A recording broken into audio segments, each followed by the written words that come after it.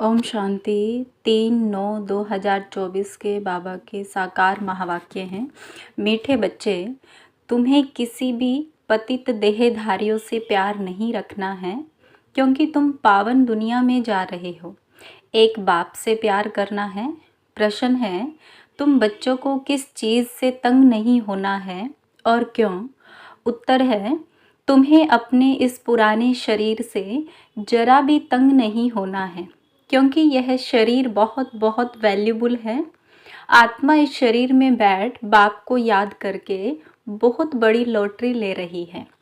बाप की याद में रहेंगे तो खुशी की खुराक मिलती रहेगी। ओम शांति। मीठे मीठे रूहानी बच्चे, अब दूर देश के रहने वाले, फिर दूर देश के पैसेंजर हो। हम आत्माएं हैं और सभी बहुत दूर देश जाने का पुरुषार्थ कर रहे हैं। यह सिर्फ तुम बच्चे ही जानते हो कि हम आत्माएं दूर देश की रहने वाली हैं और दूर देश में रहने वाले बाप को भी बुलाते हैं कि आकर के हमको भी वहाँ दूर देश में ले जाओ। अब दूर देश का रहने वाला बाप तुम बच्चों को वहाँ ले जाते हैं। तुम रूहानी पैसेंजर हो, क्योंकि इस शरीर के साथ होना रूह की ट्रैवलिंग करेंगी।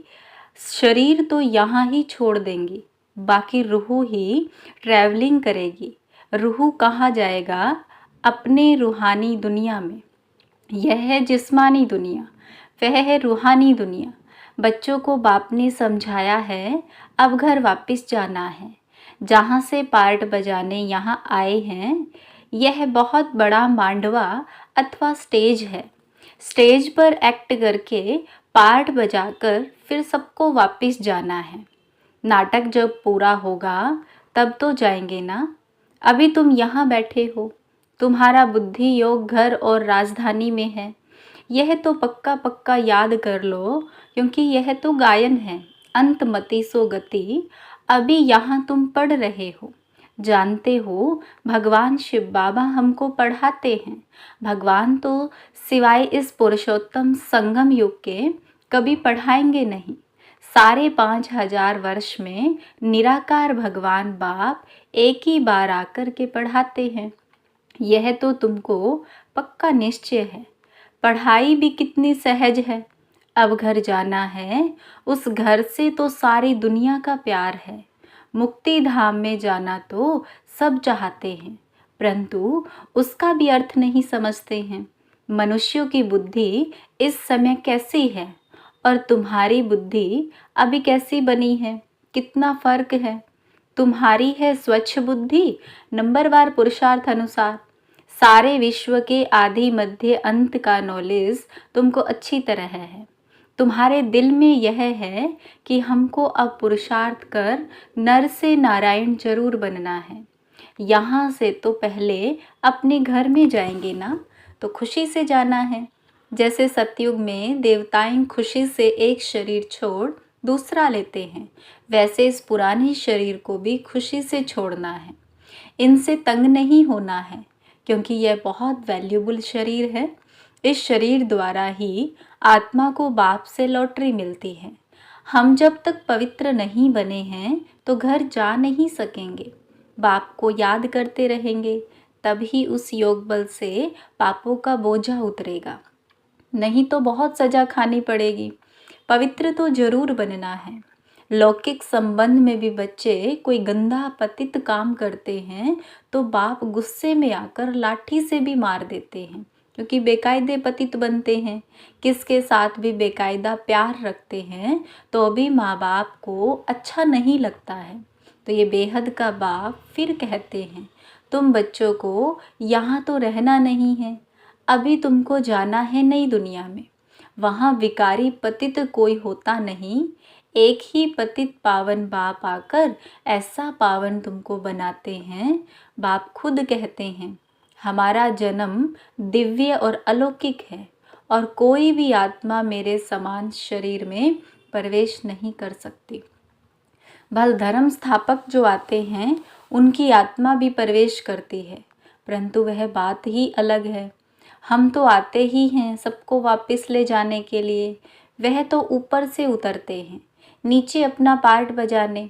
हम तो सबको ले जाते हैं, फिर बतलाते हैं कि तुम कैसे पहले पहले नई दुनिया में उतरेंगे।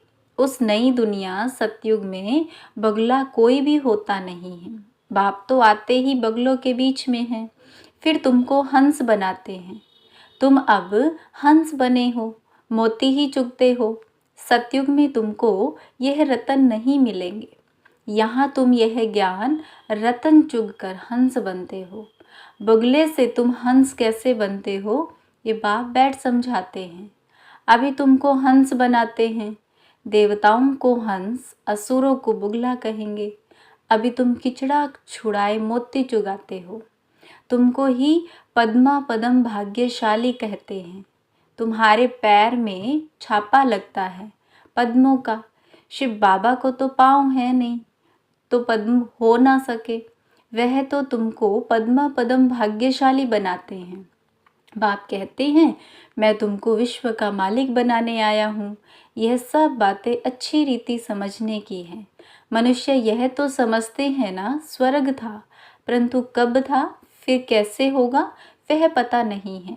तुम बच्चे अभी रोशनी में आए हो, वह सब है अंधियारे में।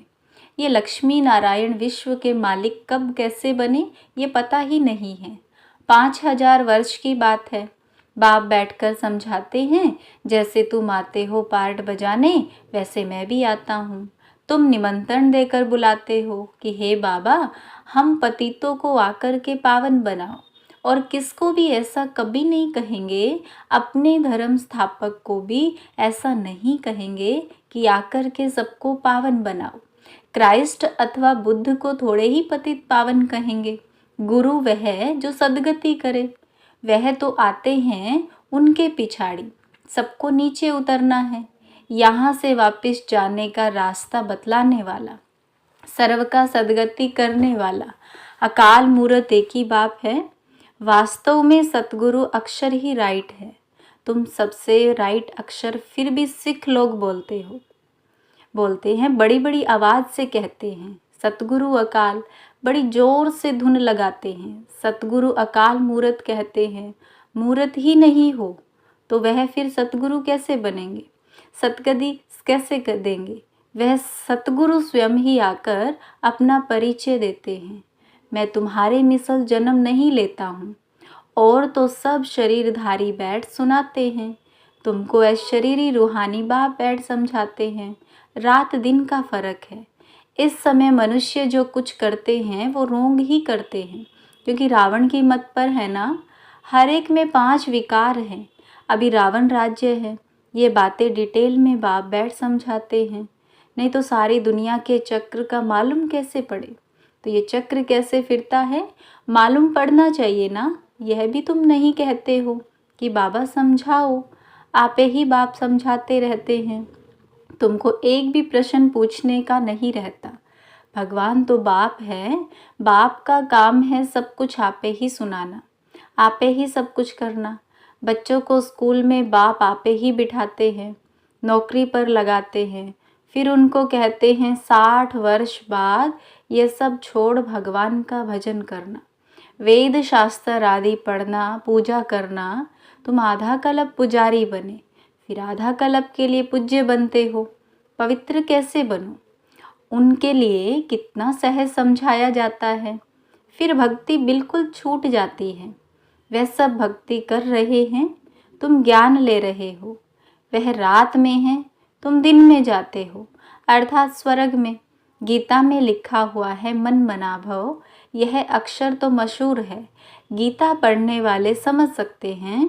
बहुत सहज लिखा हुआ है। सारी आयु गीता पढ़ते आए हैं, कुछ भी नहीं समझते। अब वही गीता का भगवान बैठ सिखलाते हैं, तो पतित से पावन बन जाते हैं। अभी हम भगवान से गीता सुनते हैं, फिर औरों को सुनाते हैं, पावन बनते हैं। बाप के महावाक्य है ना, यह है वही सहज राजयोग।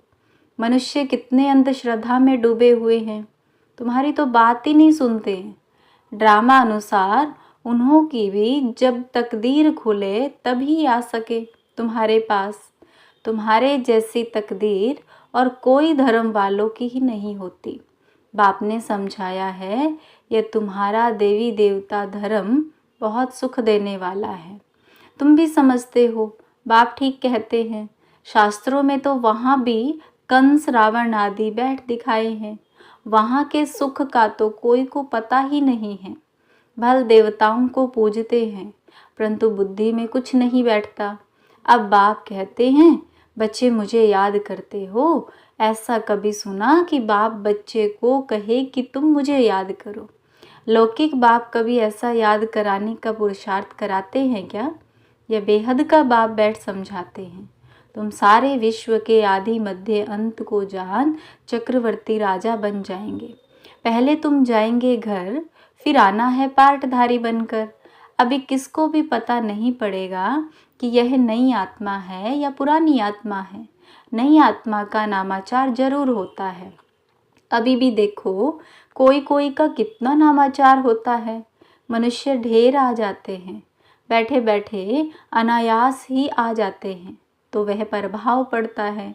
बाबा भी इसमें अनायास ही आते हैं, वह प्रभाव पड़ता है।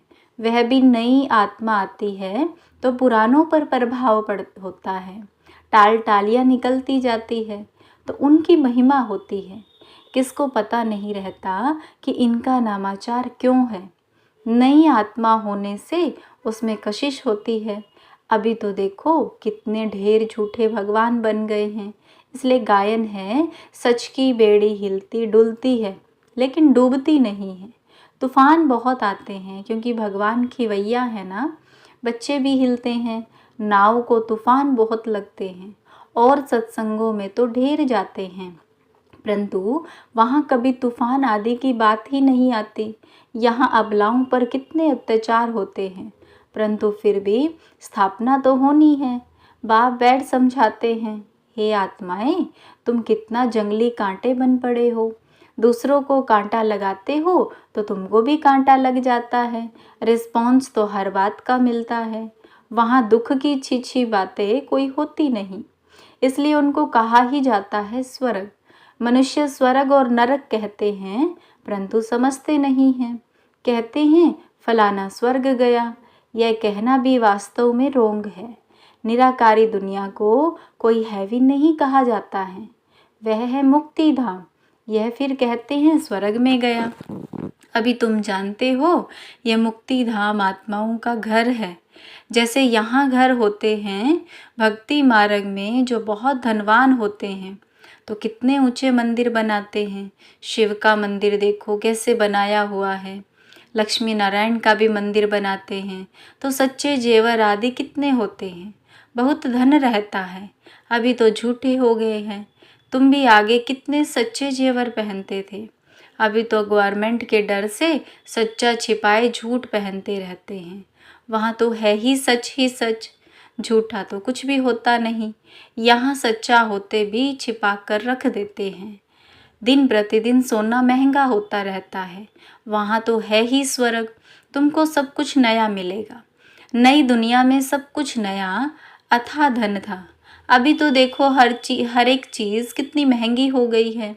अभी तुम बच्चों को मूल वतन से लेकर सब राज समझाया है। मूल वतन का राज बाप बिगर कौन समझाएंगे। तुमको भी फिर टीचर बनना है। गृहस्थ व्यवहार में भी भल रहो, कमल फूल समान पवित्र रहो। औरों को भी आप समान बनाएंगे तो बहुत ऊंच पद पा सकते हैं। यहाँ रहने वालों से भी वह ऊंच पद पा सकते हैं। नंबरवार तो है ही, बाहर में रहते हुए भी विजय माला में पिरो सकते हैं। हफ्ते का कोर्स ले फिर भल विलायत में जाए, वह कहाँ भी जाए, सारी दुनिया को भी मैसेज मिलना है। बाप आए हैं सिर्फ कहते हैं मामेकम याद करो, वह बाप ही लिबरेटर है, गाइड है। वहाँ तुम जाएंगे तो अखबार में भी बहुत नाम हो जाएगा। दूसरों को भी ये बहुत सहज बात लगेगी। आत्मा और शरीर दो चीज़ हैं। आत्मा में ही मन बुद्धि है, शरीर तो जड़ है। पार्टधारी आत्मा बनती है, खूबी वाली चीज़ आत्मा है।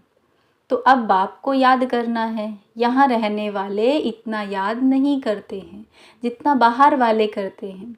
जो बहुत याद करते हैं और आप सामान बनाते रहते हैं, कांटों को फूल बनाते रहते हैं, वह उच्च पद पाते हैं।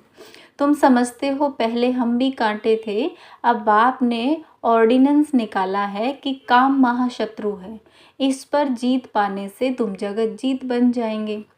परंतु लिखत से कोई समझते थोड़े ही है। अभी बाप ने समझाया है। अच्छा, मीठे मीठे सिकिलदे बच्चों प्रति माता पिता बाप दादा का याद प्यार और गुड मॉर्निंग। रूहानी बाप की रूहानी बच्चों को नमस्ते।